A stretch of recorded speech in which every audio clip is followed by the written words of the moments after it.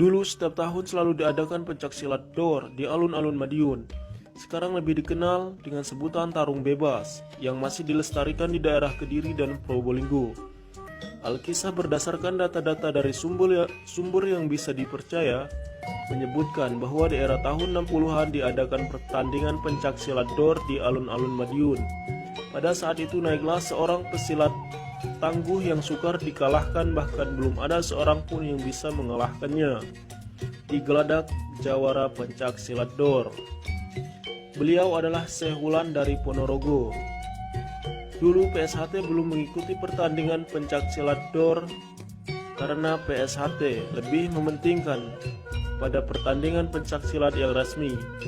Tetapi akhirnya PSHT mengikuti juga pertandingan pencak DOR itu dikarenakan adanya perjanjian yang sangat memberatkan PSHT bahwasanya jika sampai matahari tenggelam Syekh Wulan tidak ada yang bisa mengalahkan, maka semua perguruan pencaksilat di Madiun tidak boleh ada yang mengembangkan sayap di luar kota dan Kabupaten Madiun. Banyak jago-jago silat yang ada di daerah Madiun, tapi mereka tidak ada satupun yang berani naik ke atas geladak. Melihat hal itu, Raden Mas Sutomo Mangkujoyo mengumpulkan semua warga dan siswa PSHT. Setelah berkumpul, segera Raden Mas Sutomo Mangkujoyo bertanya, siapa yang mau sanggup menghadapi Syekh Wulan?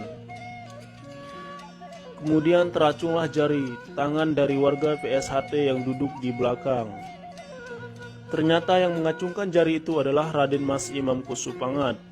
Kemudian Raden Mas Sutomo Mangkujoyo tersenyum dan memberikan restu untuk pertandingan.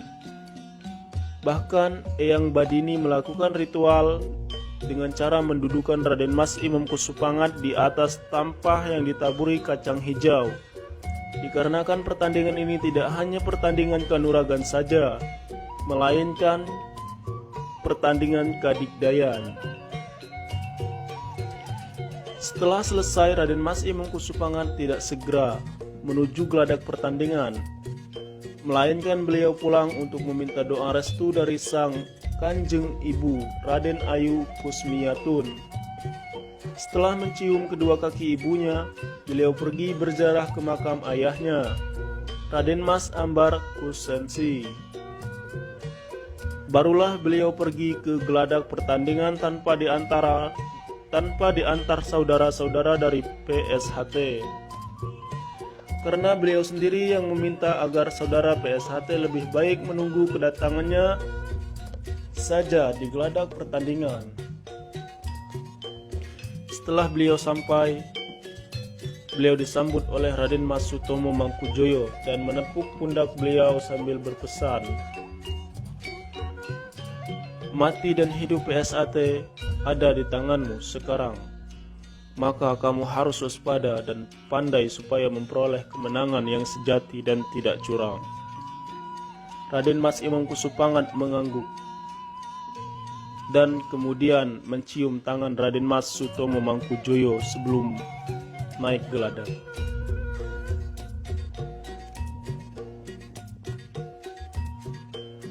Setelah naik geladak pertandingan, beliau berbicara kepada Syekh Wulan, apakah saya boleh menyampaikan permintaan kepada Anda? Syekh Wulan pun menjawab, silahkan. Saya menyetujui jika saya kalah, semua perguruan yang ada di bumi Madiun tidak akan keluar dari wilayah Madiun. Tetapi jika saya menang, saya meminta agar santri-santri Anda masuk dan ikut latihan di PSHT. Hanya itu permintaan saya. Syekh Wulan menyetujui permintaan itu, dan dimulailah pertandingan itu.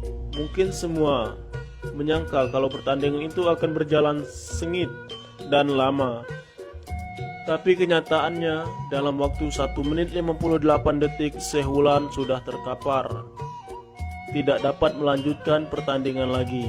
Maka keluarlah Raden Mas Imam Kusupangat sebagai juara dalam pertandingan tersebut. Kemudian Pada era tahun 70-an, Syekh Wulan bertandang ke rumah Raden Mas Imam Kusupangat. Tidak ada permusuhan di antara mereka. Mereka melebur dalam canda dan tawa. Bahkan Raden Mas Imam Kusupangat berkelakar pada Syekh Wulan. "Pripun menawi kulo lan panjenengan gelut malih," kata beliau sambil tertawa. Syekh Wulan pun tertawa lepas dan sambil sekali tidak ada dendam di antara mereka. Setelah itu beliau mengizinkan santri-santrinya untuk ikut bergabung latihan dengan PSHT dan mengakui serta mendukung PSHT melebarkan sayapnya ke seluruh penjuru hingga sekarang.